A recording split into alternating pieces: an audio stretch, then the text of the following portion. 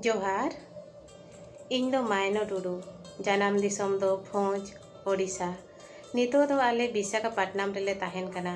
इन दो मिन house wife Kanai are सानताड़ी अनोलिया 2017 रे साहित्य एकाडेमी नवा दिल्ली पाहटा खन इना मिर सरेस अनोढ़े पुथी लगी जुआन सिरफती हुई मन हालागा कना।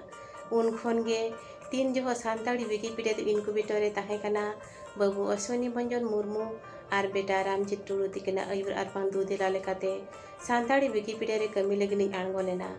ओनारे अनल को ओल काते अड़ी रस्कኝ बुझाव किया चेदा से ओड़ारे दुड़ुब सावता लगी नासिन कमी दाड़िया कना। 2 अगस्त 2018 रे तीन जो सानताड़ी विकिपीडिया तो लाइव ते हेजना ओना नेल काते आरहो अड़ी रस्कኝ बुझाव किया चेदा से चिकी पारसी बांचाव लगी जेगेत रे नोआ दो अड़ी मारां जितकर कना। और नोआ जितकर को नेल काते गे इना मने जीवी दो आरहो दौड़हो लेना विकिपीडिया रे कमी लगिते।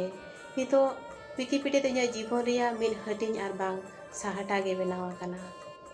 सानताड़ सावता रिया लय लाकचार अरिचली अड़ी के केटेजा इखान ओना को ओलतल रे बांग ताहे कान खातिर अड़ी बेड़ा रेगे अड़ी होड़ा मने रे बतर ताहे कना पाले आबो दो बय बय तेबन मालट आदोआ।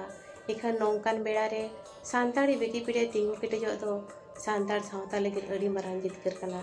और नोआ जितकर को लगी जहां को कुरुमुटुआ का उनको को सारहाव को लगी तो चेद अड़गे बनु आना उनको तो आबो सावता रे मिमिटंग बीर भांटा कना को। नितो विकिपीडिया रे जिते लेकान साताम चिता रे अड़ीगान अनल मेना और जेगेत रे झोतो होटन सेटर दाड़िया कना। नोआ होते ते आबो उपरुम बढ़तिआ और जुमिद केटेजोआ। विकिपीडिया तो चिकी पारसी छाराव लगी मिन अड़ी मारां जेगेत मेलांगी कना। मने रे बैसवा कान मालोट आदो बतर खुंदो तो विकिपीडिया के आबो दो संगिन रे दो दाड़िया बना नोआ होते ते के आबो दो जेगेत रे चाय जुग जीवित बन ताहेना। मेन मा मेन गे आम दो धरती आयो हपन दा बीर ओत हासा दो आमा इका नोआ दो उइहा दोहय में जहां जाय रे आमा nyutum ओल तोल काते बनुआ ओना लगी दो आम घाने गेम बनुआ। मेन मा मेन गे आमा पारसी साव हेद दो अड़ी सरेसा आम दो जेदे लेकान लय लाकचार ते अड़ीम किसणा इखान नोआ दो उइहा दोहय में ओना को ओल तोल रे बांग ताहेन खान बय बय ते मालट आदोआ। ओनाते सानाम को ठेन गे नेहर ताहेन कना आबोआ भीड़ जीवन रिया दामान अक्तो खन नासेना अक्तो उडुक काते देला विकिपीडिया साव सगई बन जोड़ावा और ओना बन हारा बुरुया।